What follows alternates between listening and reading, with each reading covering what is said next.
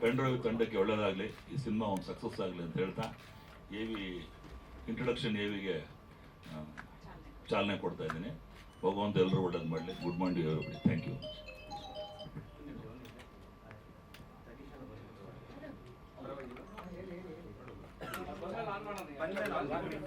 ಆಲ್ವಿಲ್ Enterprises ಅವರ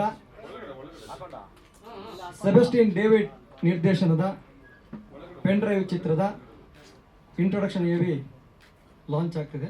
ಶುಭವಾಗಲಿ. ಸಂಸ್ಥೆಗೂ ಚಿತ್ರತಂಡಕ್ಕೂ ಆಲ್ ದಿ ಬೆಸ್ಟ್. ಗಳಾದಂತಹ ಕರಿಸುಬು ಸರ್ ದಯಮಾಡಿ ವೇದಿಕೆಗೆ ಆಗಮಿಸಬೇಕು. ನಮ್ಮ ಸಿನಿಮಾಗೆ ಸಂಗೀತದ ಜೊತೆಗೆ ಗೀತ ಸಾಹಿತ್ಯವನ್ನ ನೀಡ್ತಿರುವಂತಹ doctor V Nagendra Prasad sir ದಯಮಾಡಿ ವೇದಿಕೆಗೆ ಆಗಮಿಸಬೇಕಾಗಿ ಕೋರಿಕೆ.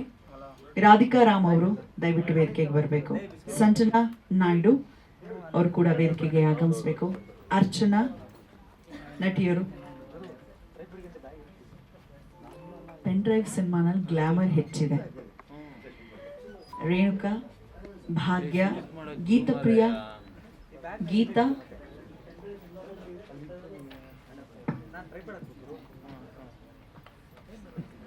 ಅವರವರ ಭಾವಕ್ಕೆ ಅವರವರ ಭುಕುತಿಗೆ.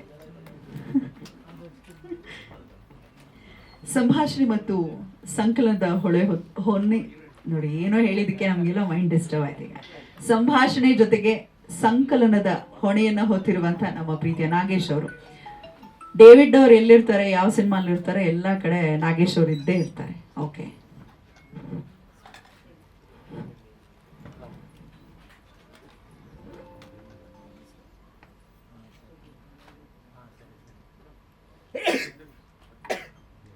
ಅದೇ ನೀವೆಲ್ಲ ಮಾತಾಡಿದ್ಮೇಲೆ ಜಾಯಿನ್ ಮಾಡಿಸ್ಕೊಳ್ಳಿ. ಚೇರ್ ಅಷ್ಟೊಂದಿಲ್ಲ ಅದಕ್ಕೆ.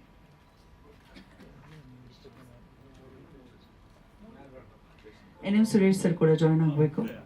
ಮುಗಿದ ಮೇಲೆ ಬರ್ತೀರಾ? Okay, starting from. ಎಲ್ರಿಗೂ ನಮಸ್ಕಾರ. ಖುಷಿಯಾಗುತ್ತೆ, ಎರಡು ಅಧ್ಯಕ್ಷರು ನಮ್ಮ ಮುಂದೆ. ಬಹಳ ಖುಷಿ ಆಗುತ್ತೆ. ಈಗ ಪೆನ್ ಡ್ರೈವ್ ಅಂತ ಒಂದು ಚಿತ್ರ ಮಾಡಕ್ಕೆ ಮುಂದೆ ಬರ್ತಾ ಇದ್ದೀನಿ. ಪೆನ್ ಡ್ರೈವ್ ಸಬ್ಜೆಕ್ಟು ಆ್ಯಕ್ಚುಲಿ ನಾನು ಭಾಳ ಹಿಂದೆನೇ ನಾನು ಮಾಡಿದ್ದೆ. ಬಟ್ ಅದನ್ನು ಇವಾಗ ತಗೊಳ್ಳುವಂಥ ಒಂದು ಸನ್ನಿವೇಶ ಬಂತು. ಇತ್ತೀಚೆಗಷ್ಟೇ ಆ ಪೆನ್ ಡ್ರೈವ್ ಟೈಟಲ್ ಕೂಡ ಅದು ರಿಜಿಸ್ಟರ್ ಮಾಡಿದೆ. ಬಹಳ ಕಷ್ಟಪಟ್ಟು ಇಷ್ಟಪಟ್ಟು ಕೊಟ್ರೇನೋ ಗೊತ್ತಿಲ್ಲ, ನಮ್ಮ ಸುರೇಶ್ ಅವರು ಎಸ್ ಅಂತ ಹೇಳಿ ಕೊಟ್ಬಿಟ್ರು ನಮಗೆ. ಹೌದು, ಹಾಗಾಗಿ ಏನೋ ನೀವು ಸ್ವಲ್ಪ ಕರುಣೆ ತೋರಿಸಿ ನಮಗೆ ಕೊಟ್ಟಿದ್ದೀರಿ. ಇದರ ಚಿತ್ರದ ನಾಯಕ ಪೆನ್ ಡ್ರೈವ್. ಪೆನ್ ಡ್ರೈವೇ ಚಿತ್ರದ ನಾಯಕ. ಪೆನ್ ಡ್ರೈವಲ್ಲಿ ಎಷ್ಟು ಜನ ಬರ್ತಾರೆ, ಎಲ್ಲರೂ ನಾಯಕರೇ, ಎಲ್ಲರೂ ನಾಯಕಿಯರೇ. ಇದರಲ್ಲಿ ಯಾರೂ ನಾನು ಪ್ರಮುಖ ನಾಯಕ, ದ್ವಿತೀಯ ನಾಯಕ, ದ್ವಿತೀಯ ನಾಯಕಿ ಇದಲ್ಲ. Pen drive it self A hero and heroine. ಹೀಗಾಗಿ ಒಂದು ಭಿನ್ನವಾದ ಕಥೆನ ಯೋಚನೆ ಮಾಡಿದ್ದೀನಿ. ಈ ಪೆನ್ ಡ್ರೈವ್ ಅಂತ ಏನಿದೆ, ಆ ಪೆನ್ ಡ್ರೈವ್ ಬಿಟ್ಟು ಮುಂದಿನ ಅಧ್ಯಾಯನೇ ನನ್ನ ಪೆನ್ ಡ್ರೈವ್. ಅಂದರೆ ಡೇವಿಡ್ಸ್ ಪೆನ್ ಡ್ರೈವ್ ಇಟ್ಸ್ ಮುಂದಿನ ಅಧ್ಯಾಯ. ಈ ಅಧ್ಯಾಯ ಅಲ್ಲ, ಈ ಅಧ್ಯಾಯ ಎಲ್ಲರಿಗೂ ಗೊತ್ತಿರೋದೆ, ಎವ್ರಿಬಡಿ ನೋಸ್. ಈಗ ನಾನು ಮಾಡ್ತಾ ಇರುವಂಥ ಪೆನ್ ಡ್ರೈವ್ ಅದನ್ನು ಬಿಟ್ಟು ಇನ್ನೂ ಸ್ವಲ್ಪ ಮುಂದೆ ಹೋಗಿರುವಂಥ ಪೆನ್ ಡ್ರೈವ್. ಹಾಗಾಗಿ ನಮ್ಮ ಜೊತೆ ಇದ್ದಾರೆ ನಮ್ಮ ತನಿಷಾ ಅವರು, ಅದ್ರ ಜೊತೆ ನಮ್ಮ ಸಂಜನಾ ನಾಯ್ಡು ಇದ್ದಾರೆ, ನಮ್ಮ ರಾಧಿಕಾ ರಾಮ್ ಇದ್ದಾರೆ, ಅರ್ಚನಾ ಇದ್ದಾರೆ. ಇನ್ನು ಭಾಳಷ್ಟು ಹಿಂಗೆ ಹೇಳ್ಕೊಂಡು ಹೋದರೆ ಬಹಳಷ್ಟು ಹೆಣ್ಮಕ್ಳು ಜಾಸ್ತಿ ಇದ್ದಾರೆ ನಮ್ಮ ಪೆನ್ ಡ್ರೈವಲ್ಲಿ. ಇಷ್ಟು ಮಾತ್ರ ಹೇಳ್ಬೋದು. ಹಾರ್ಡ್ ಡಿಸ್ಕು ಕಷ್ಟ ಆಗುತ್ತೆ, ಅದಕ್ಕಿಂತ ದೊಡ್ಡದು ಟೆರಾಬೈಟ್ ಇಂಥ ಬಗ್ಗೆ ಯೋಚನೆ ಮಾಡಬೇಕು. ಏನಿಹೋ ನಾವು ಇದನ್ನು ಬಹಳ ಸೀರಿಯಸ್ ಆಗಿ ಮುಂದೆ ಹೋಗ್ತಾ ಇದ್ದೀವಿ. ನನ್ನ ಜೊತೆ 2 ಲಯನ್ಗಳು, 2 ಲಯನ್. ಆ 2 ಲಯನ್ ಇರೋದ್ರಿಂದ ನಾವು ಸೇಫ್ ಆಗಿರ್ತೀವಿ ಅನ್ನೋದು ಒಂದು ಮನೋಭಾವನೆ. ಬೈ ಗಾಡ್ಸ್ ಗ್ರೇಸ್ ಇವತ್ತುವರೆಗೂ ನಂದಿದು 15ನೇ ಚಿತ್ರ ನಿರ್ಮಾಣ ಮತ್ತು ನಿರ್ದೇಶನದ. ಯಾವ ಚಿತ್ರನೂ ಶುರು ಮಾಡಿದ ಮೇಲೆ ನಂದು ಡಿಲೇ ಆಗೋದು ಇಲ್ಲವೇ ಇಲ್ಲ. ಸ್ಟಾರ್ಟ್ ಮಾಡೋದು ಡಿಲೇ ಆಗ್ಬೋದು, ಸ್ಟಾರ್ಟ್ ಆದಮೇಲೆ ನಿಲ್ಲೋದಿಲ್ಲ. ಯಾಕಂದರೆ ನನ್ನದೇ ಸ್ಟುಡಿಯೋ ಇದೆ, ನನ್ನದೇ ಲೈಟ್ಸು, ಕ್ಯಾಮ್ರಾ, ಜನ್ರೇಟ್ರು, ನಾನೇ ಡೈರೆಕ್ಟರು, ನಮ್ಮ ಆರ್ಟಿಸ್ಟ್ಗಳು. ಹಾಗಾಗಿ ಎಲ್ಲರೂ ನಮ್ಮವರೇ ಆಗಿರೋದ್ರಿಂದ ಚಾನ್ಸಸ್ ಭಾಳ ಕಮ್ಮಿ ಇದೆ ಸ್ಲೋ ಆಗೋಕ್ಕೆ, ಫಾಸ್ಟಾಗಿ ಆಗುತ್ತೆ ಅಂತ ಇದು. ಎಲ್ಲದಕ್ಕಿಂತ ನನಗೆ ಒಂದು ಶಕ್ತಿ ನಮ್ಮ ನಾಗೇಂದ್ರ ಪ್ರಸಾದ್, ಡಾಕ್ಟರ್ ವಿ ನಾಗೇಂದ್ರ ಪ್ರಸಾದ್. ನಾನು ಇದ್ರ ಬಗ್ಗೆ ಮಾತಾಡಿದಾಗ ನೀವು ವರಿನೇ ಮಾಡ್ಕೊಬೇಡ, ನಾವಿದ್ದೀವಿ ಅಂತ ಅದೇ ಥರ ಬಂದರು. ಅದೇ ಜೊತೆ ನಮ್ಮ ಕಲಾವಿದರು ಇರ್ಬೋದು, ನಮ್ಮ ಟೆಕ್ನಿಷಿಯನ್ಸ್ ಇರ್ಬೋದು, ಪ್ರತಿಯೊಬ್ಬರು ತುಂಬ ಬ್ರೈಟಾಗಿ, ತುಂಬ ಸ್ಪೋರ್ಟಿವ್ ಆಗಿ, ನನಗಿಂತ ಫಾಸ್ಟಾಗಿ ಕೆಲಸ ಮಾಡ್ತಿದ್ದಾರೆ. ಎಲ್ಲದಕ್ಕಿಂತ ಮಿಗಿಲಾಗಿ ನನ್ನ ಜೊತೆ 2 ಸಿಂಹಗಳೈತೆ, ಮತ್ತೆ ಹೇಳ್ತಾ ಇದ್ದೀನಿ. ಪ್ಲಸ್ ಇಡೀ ನಮ್ಮ ಫಿಲಿಮ್ ಇಂಡಸ್ಟ್ರಿ ನಮ್ಮ ಜೊತೆ ಇದೆ, ಅಲ್ಲೇ ಕುಂದಿದ್ದಾರೆ ಎರಡು ಶಕ್ತಿಗಳು. ಒಂದು ನಮ್ಮ ಅಧ್ಯಕ್ಷರಾದ ಸುರೇಶ್, ಇನ್ನೊಂದು NRK ವಿಶ್ವನಾಥ್ ಅವರು. ಹಂಗಾಗಿ ಇನ್ನೇನೈತೆ, ಫಿಲಿಮ್ ಚೇಂಬರ್ ಇದೆ, ನಮ್ಮ ಡೈರೆಕ್ಟರ್ ಅಸೋಸಿಯೇಷನ್ ನಮ್ಮ ಜೊತೆ ಇದೆ. ಇನ್ನೆಲ್ಲ ನೀವೆಲ್ಲ ನಮ್ಮ ಜೊತೆ ಇದ್ದೇ ಇರ್ತೀರ. ಹಾಗೆ ಅಂದ್ಕೊಂಡು ನನ್ನ 2 ಮಾತುಗಳನ್ನ ಮುಗಿಸ್ತೀನಿ. Thank you.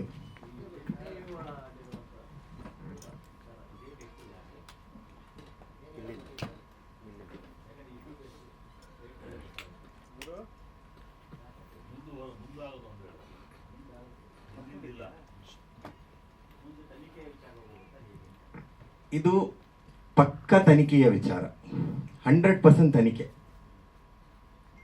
ಇದು ಫುಲ್ಲು ಅಂದರೆ ಟ್ರ್ಯಾಕಿಂಗ್, ಆಮೇಲೆ ಪೊಲೀಸ್, ಇವು 2ರ ಮಧ್ಯದಲ್ಲಿ ಹೋರಾಟ ನಡೆಯುತ್ತೆ. ಕ್ಲೈಮ್ಯಾಕ್ಸಲ್ಲಿ ಮುಂದಕ್ಕೆ ಹೋಗುತ್ತೆ. ಈಗಲೇ ನಾನು ಸ್ವಲ್ಪ ಹೇಳ್ಬೋದು, ಇದು ಪ್ರಥಮ, ಈಗ ಟೈಟಲ್ ರಿಲೀಸ್ ಇರೋದ್ರಿಂದ ಇಷ್ಟಕ್ಕೆ ನಮ್ಮನ್ನು ಬಿಟ್ಬಿಡಿ. ಮುಂದಿನ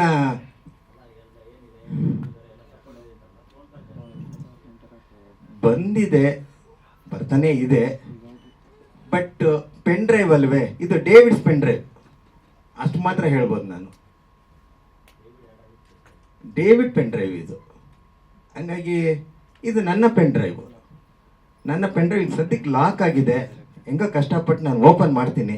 ಓಪನ್ ಮಾಡಿದ ತಕ್ಷಣ ನಿಮಗೆ ಹೇಳಲೇಬೇಕಲ್ವೇ, ನಿಮ್ಮ ಹತ್ರ ನಾವು ತಪ್ಪಿಸ್ಕೊಳಕ್ಕಾಗಲ್ಲ. ಖಂಡಿತ ಹೇಳ್ತೀವಿ. ಶೂಟಿಂಗ್ ಬಂದು ನಮ್ಮ ನಿರ್ಮಾಪಕರು ಬಿಟ್ಟಿರೋದು, ನಾನು ರೆಡಿ ಇದ್ದೀನಿ. ಇವತ್ತು ಅಂದರೆ ಇವತ್ತೇ ಶೂಟ್ ಮಾಡೋಷ್ಟು ಎಲ್ಲವೂ ಇದೆ. ಆದರೆ ಅವರು ಆಷಾಢ ಅಂತ ಅಂತಾರೋ, ಇಲ್ಲ ಮಾಡಿ ಈಗಾಗಲೇ ಶುರು ಮಾಡಿದ್ದೀರಲ್ಲ ಅಂತ ಅಂತಾರೋ ಗೊತ್ತಿಲ್ಲ. ಅದು ನಮ್ಮ ನಿರ್ಮಾಪಕರು. 2 ಸಿಂಹಗಳಿದೆ. ಆ ಸಿಂಹ ಏನನ್ನುತ್ತೆ, ನಾವು ಅದಕ್ಕೆ ರೆಡಿ. ಹೆಚ್ಚು ಕಮ್ಮಿ ಬಹುತೇಕ ಬ್ಯಾಂಗ್ಳೂರ್ನಲ್ಲೇ ನಡೆಯುತ್ತೆ. ಸಾಂಗ್ಸ್ ಮಾತ್ರ ಹೊರಗೆ ಹೋಗೋ ಚಾನ್ಸಸ್ ಇದೆ. ಶೂಟಿಂಗು ಟ್ಯಾಕಿ ಪೋರ್ಷನ್ ಫುಲ್ ಬ್ಯಾಂಗ್ಳೂರಲ್ಲಿ ನಡೆಯುತ್ತೆ. ಸಾಂಗ್ಸ್ ಬಂದು ಹೊರಗಡೆ ಹೋಗೋ ಚಾನ್ಸಸ್ ಇದೆ, ಅಬ್ರಾಡ್ ಹೋಗೋ ಚಾನ್ಸಸ್ಸು ಇರುತ್ತೆ, ಹೇಳೋಕ್ಕಾಗಲ್ಲ. ಟ್ಯಾಕಿ ಪೋರ್ಷನ್ ಹೆಚ್ಚು ಕಮ್ಮಿ ಬ್ಯಾಂಗ್ಳೂರೇ. ಸಾಂಗ್ಸ್ ಬಂದು ಹೊರಗಡೆ ಹೋಗೋ ಇದೆ. ಅದು ನಾನು, ನಮ್ಮ ನಾಗೇಂದ್ರ ಪ್ರಸಾದ್ ಅವರು, ನಮ್ಮ ಟೀಮು ಎಲ್ಲ ಸೇರಿಕೊಂಡಾಗ ಯಾವುದಕ್ಕೆ ಅವರು ವೋಟ್ ಜಾಸ್ತಿ ಸಿಗುತ್ತೆ ಅದಕ್ಕೆ ನಾವು ಹೋಗ್ತೀವಿ. ಆಗ್ತಾರೆ, ಇನ್ನೂ ಆಗ್ತಾರೆ. ಅದೆಲ್ಲ ಬಂದು ಸ್ವಲ್ಪ ಸಸ್ಪೆನ್ಸಲ್ಲಿ ಐತೆ. 60% ಹೆಣ್ಮಕ್ಳು, 40% ಗಂಡು ಮಕ್ಕಳು. Pen drive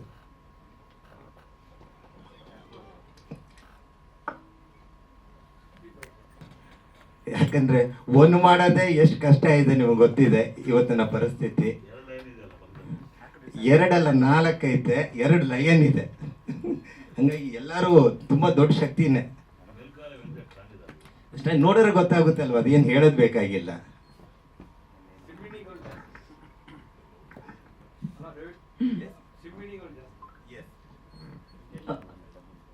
okay, lion S Venkatesh. So ಮೊದಲನೇದಾಗಿ ಎಲ್ಲರಿಗೂ ನಮಸ್ಕಾರ.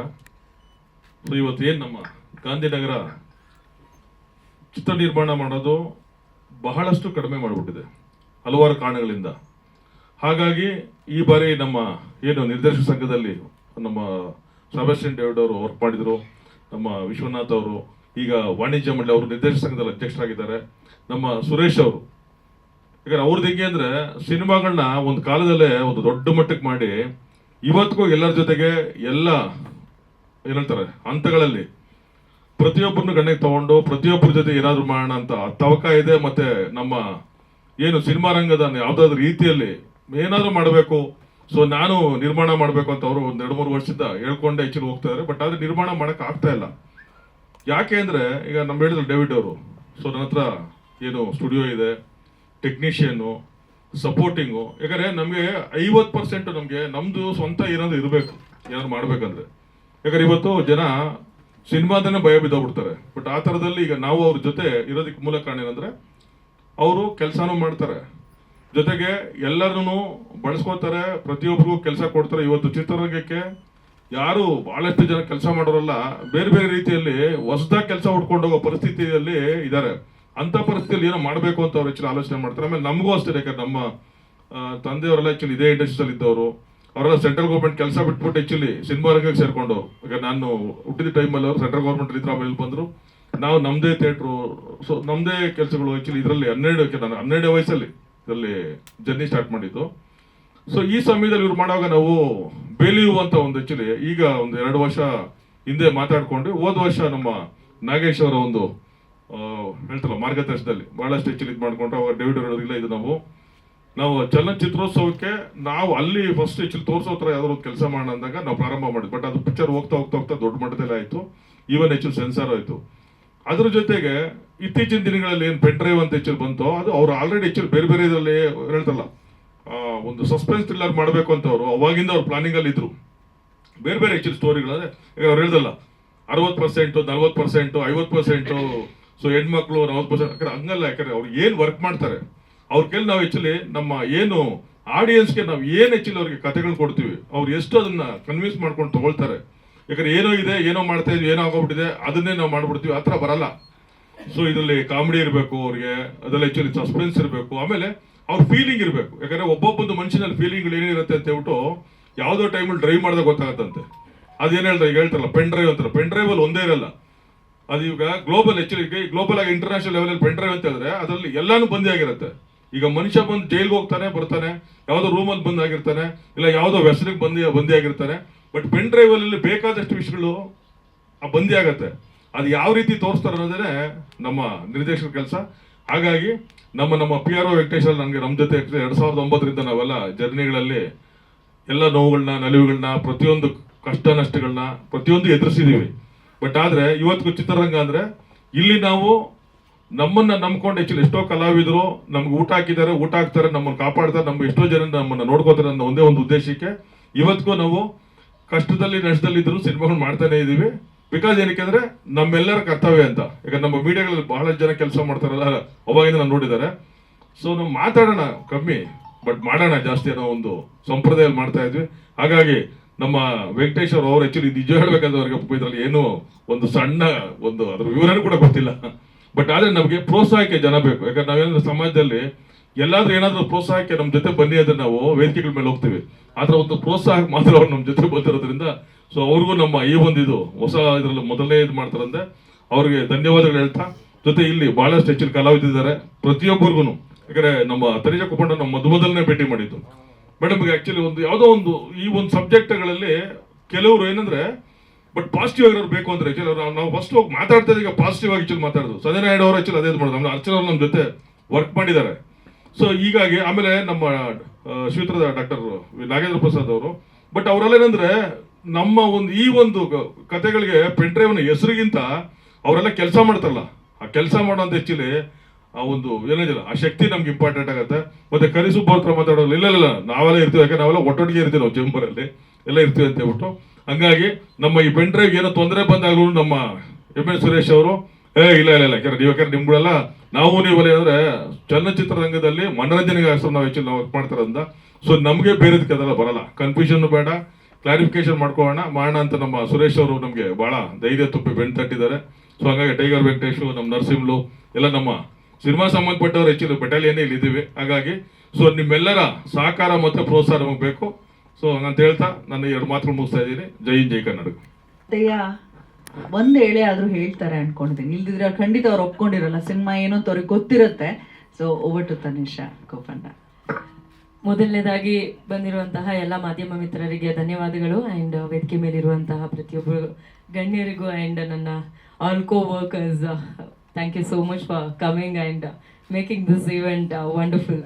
ಸೊ ಪೆನ್ ಡ್ರೈವ್ ಅಂತ ಕೇಳಿದ್ರೆ ಎಲ್ರಿಗೂ ಯಾವುದೋ ಒಂದು ಲಿಂಕು, ಯಾವುದೋ ಒಂದು ವಿಷಯ, ಏನೋ ಒಂದು ಅನ್ನೋ ರೀತಿಯಾದ ಒಂದಷ್ಟು ಪ್ರಶ್ನೆಗಳು ಬರ್ತಿದ್ದಂಗೆ ಫುಲ್ ಶೂಟ್ ಮಾಡಿಬಿಟ್ರಿ ನೀವು.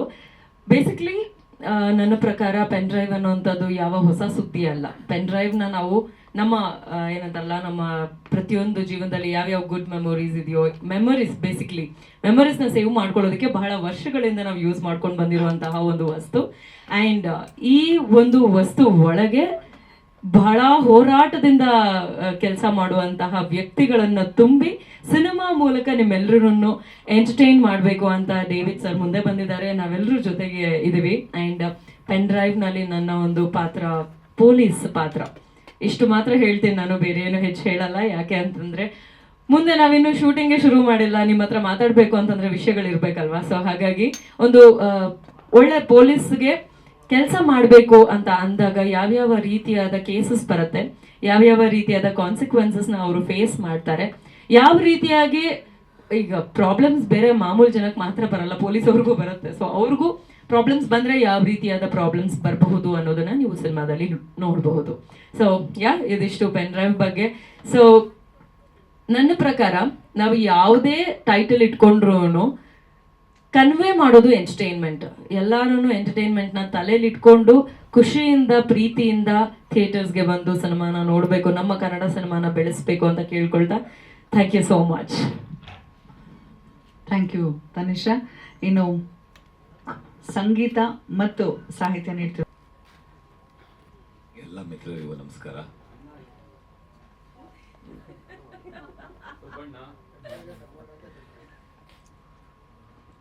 ಬಿಳಿ ಟೋಪಿ ನೋಡಿದ ತಕ್ಷಣ ರಾಜಕಾರಣಿ ಪಾತ್ರ ಅಂತ ಅನ್ಕೊಂಡಿದ್ದೀರಾ? ನಾನು ನನ್ನ ವ್ಯಕ್ತಿತ್ವದಲ್ಲಿ, ನಾನು ನನ್ನ ಜೀವನದಲ್ಲಿ ಇಬ್ಬರು ರಾಜಕಾರಣಿಗಳನ್ನ ಆ ಥರ ಟೋಪಿ ಹಾಕೊಂಡು ನೋಡಿದೆ. ಸೊ ಹೆಸರು ಗೊತ್ತಿರುತ್ತೆ, ನನಗೆ ಹೇಳೋದು ಬೇಡ. ಇಬ್ಬರು ವರ್ಣರಂಜಿತ ರಾಜಕಾರಣಿಗಳು ನಮ್ಮ ಕರ್ನಾಟಕದ ರಾಜಕಾರಣದಲ್ಲಿ. ಸೊ ಯಾವುದೋ ಒಂದು ಇದನ್ನು ಡಿಸ್ಕಸ್ ಮಾಡ್ಬೇಕಾದ್ರೆ ಡೇವಿಡ್ ಅವರು ಗೆಟಪ್ ಹಾಕ್ಕೊಳ್ಳಿ ಚೆನ್ನಾಗಿರುತ್ತೆ ಅಂದರು. ಅಫ್ಕೋರ್ಸ್ ಅದೇ ಗೆಟಪ್ ಕಂಟಿನ್ಯೂ ಆಗುತ್ತಾ ಇಲ್ಲ ಬೇರೆ ಚೇಂಜ್ ಮಾಡ್ತಾರೆ ಅನ್ನೋದು ಗೊತ್ತಿಲ್ಲ ಇನ್ನು. ಸೊ ಇದರಲ್ಲಿ ನನ್ನ ಪಾತ್ರ ಅಂತೂ ರಾಜಕಾರಣಿ ಪಾತ್ರ ಅಲ್ಲ, ರಾಜಕಾರಣಿಗೂ ನನಗೂ ದೂರನೇ. ನೀವು ಅದನ್ನು ನೋಡಿ ಗೆಸ್ ಮಾಡಿಕೊಂಡ್ರೆ ತಪ್ಪು. ಒಬ್ಬ ಇಂಡಸ್ಟ್ರಿಯಲಿಸ್ಟ್ ಪಾತ್ರ, ಒಬ್ಬ ಉದ್ಯಮಿ. ಇವತ್ತಿನ ದಿನ ಪೆನ್ ಡ್ರೈವ್ ಅಂದರೆ ಪ್ರತಿಯೊಬ್ಬರಿಗೂ ಹೊಳೆ ನರಸೀಪುರದ ಪೆನ್ ಡ್ರೈವ್ ಜ್ಞಾಪಕ ಬರುತ್ತೆ. ಸೊ ಆದರೆ ಆ ಪೆನ್ ಡ್ರೈವ್ಗೂ ಈ ಪೆನ್ ಡ್ರೈವ್ಗೂ ಸಂಬಂಧ ಇಲ್ಲ. ಒಂದು 12 ವರ್ಷಗಳ ಹಿಂದೆ ಈ ಪೆನ್ ಡ್ರೈವ್ ಅನ್ನೋದು ಫಸ್ಟ್ ಟೈಮ್ ಬಂದಾಗ ನನಗೆ ಆಶ್ಚರ್ಯ ಆಯಿತು.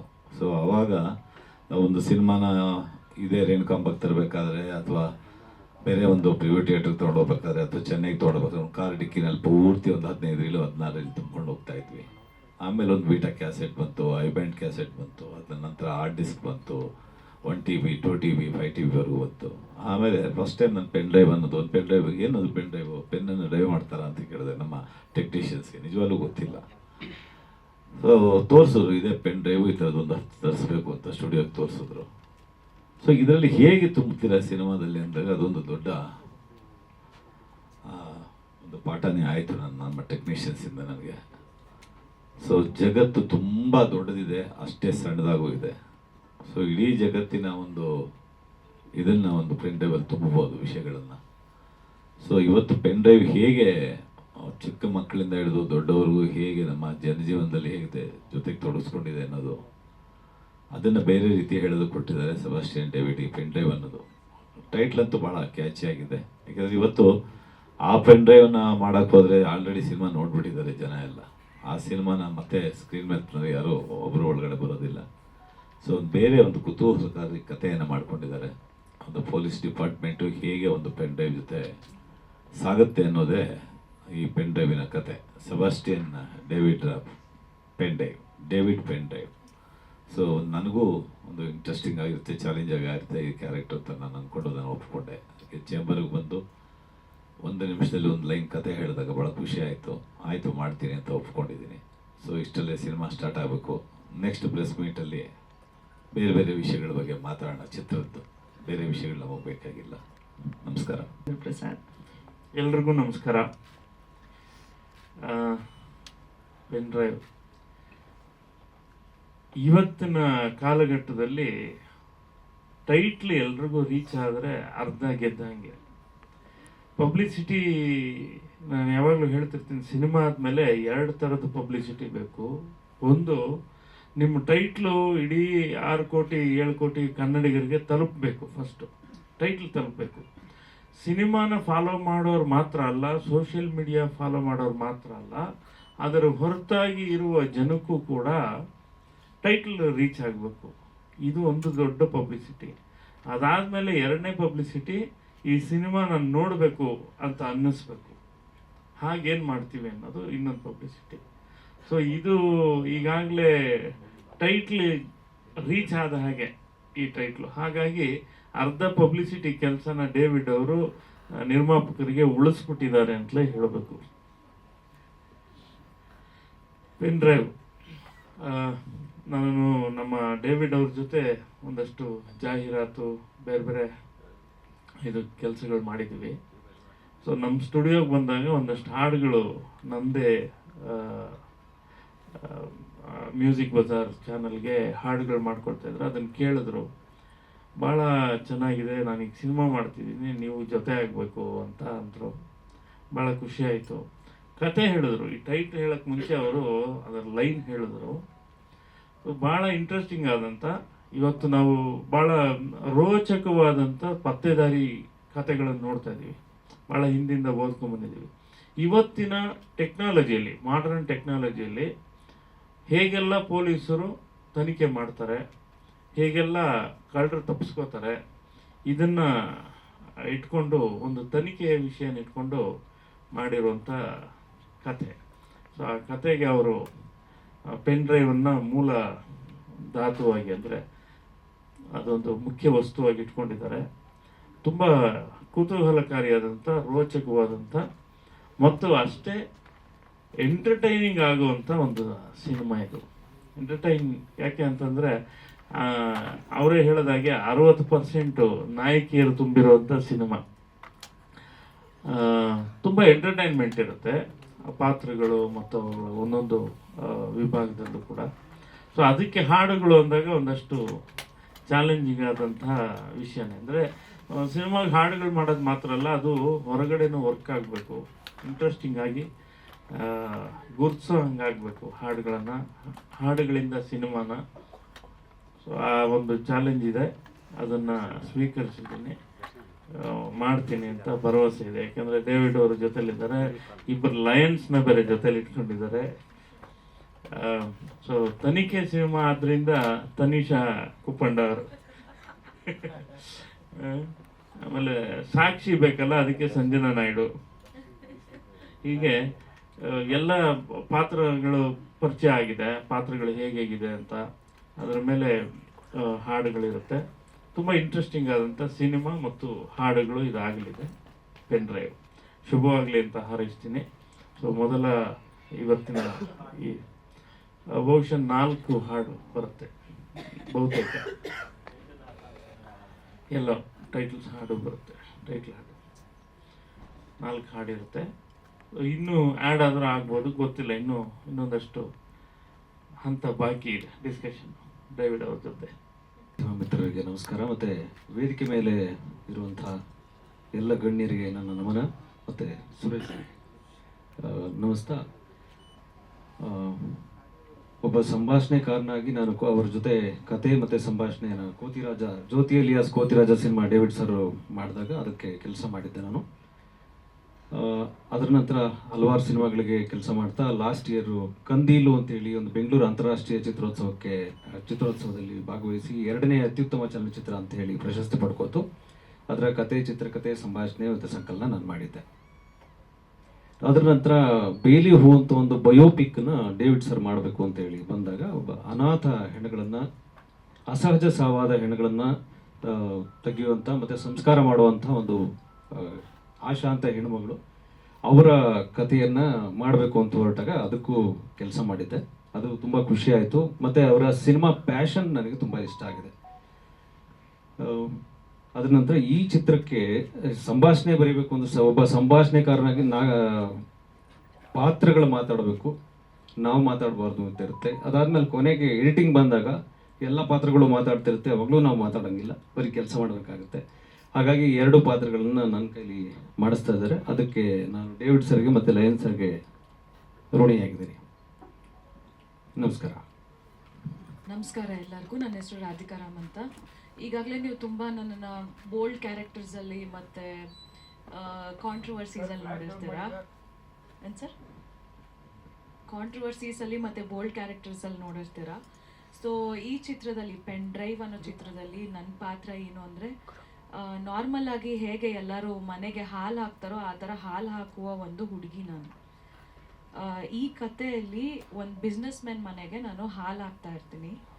ಆ ಬಿಸ್ನೆಸ್ ಮೆನ್ ಅವ್ರ ಮಗನ ಜೊತೆ ನನಗೆ ಲವ್ ಆಗುತ್ತೆ. ಯಾವ ಥರ ಲವ್ ಅಂದರೆ ತುಂಬ ಕ್ರೇಜಿ ಲವ್, ಅವ್ನು ಬಿಟ್ಟು ಇರೋಕ್ಕೆ ಆಗಲ್ಲ ಆ ಥರ ಒಂದು ನನ್ನ ಕ್ಯಾರೆಕ್ಟರ್ ಬಂದಿದೆ. ಇದು ಸೆಕೆಂಡ್ ಹಾಫಲ್ಲಿ ನನ್ನದು ಕ್ಯಾರೆಕ್ಟರ್ ರಿವೀಲ್ ಆಗುತ್ತೆ. ನನಗೆ ಇನ್ನೂ ಸರ್ ಏನು ಕರೆಕ್ಟಾಗಿ ಅಂತ ಸ್ಟೋರಿ ಹೇಳಿಲ್ಲ. ಸೆಕೆಂಡ್ ಹಾಫಲ್ಲಿ ನಾನು ಏನಾಗ್ತೀನಿ ಅಂತ ನನಗೂ ಗೊತ್ತಿಲ್ಲ. ಅವ್ರಿಗೆ ಈಗಲೇ ಡವ ಅನ್ನಿಸ್ತಾ ಇದೆ, ಎಲ್ಲ ಹೇಳ್ಬಿಡ್ತಾಳ ನಮ್ಮ ಹುಡುಗಿ ಅಂತ ಅಲ್ವಾ ಡೇವಿಡ್ ಅವರೇ? ಸೆಕೆಂಡ್ ಹಾಫಲ್ಲಿ ಏನಾಗುತ್ತೆ ಅಂತ ನನಗೂ ಕರೆಕ್ಟಾಗಿ ಗೊತ್ತಿಲ್ಲ. ಸೊ ಈ ಪೆನ್ ಡ್ರೈವ್ ಮುಖಾಂತರ ನಾನು ಲೈಕ್ ಸೆಕೆಂಡ್ ಹಾಫಲ್ಲಿ ರಿಲೀವ್ ಆಗ್ತಿದ್ದೀನಿ. Thank you. ಇನ್ನು ಸಂಜನಾ ನಾಯ್ಡು, ಇದು ವೇದಿಕೆ ಮೇಲಿರೋರಿಗೆ ಹಾಗೆ ಇಲ್ಲಿ ಬಂದಿರೋರಿಗೆ ಹಾಗೆ ಮಾಧ್ಯಮದವ್ರಿಗೆ ಎಲ್ಲರಿಗೂ ನನ್ನ ನಮಸ್ಕಾರ. ಹಾಗೆ ತುಂಬ ಖುಷಿ ಆಗ್ತದೆ ಇವತ್ತು ನಮ್ಮ ಟೈಟಲ್ ಲಾಂಚ್ಗೆ ನೀವೆಲ್ಲರೂ ಫ್ರೀ ಮಾಡ್ಕೊಂಡು ಬಂದಿದ್ದೀರಾ. ಥ್ಯಾಂಕ್ ಯು ಸೋ ಮಚ್ ನಮ್ಮ ಜೊತೆಗೆ ಜಾಯ್ನ್ ಆಗಿದ್ದಕ್ಕೆ. ಆ್ಯಂಡ್ ಟೈಟಲ್ ನಿಮ್ಗೆ ಆಲ್ರೆಡಿ ಗೊತ್ತಿದೆ, ಪೆನ್ ಡ್ರೈವ್ ಅನ್ನೋದು ತುಂಬ ಕ್ಯಾಚಿ ಆಗಿದೆ.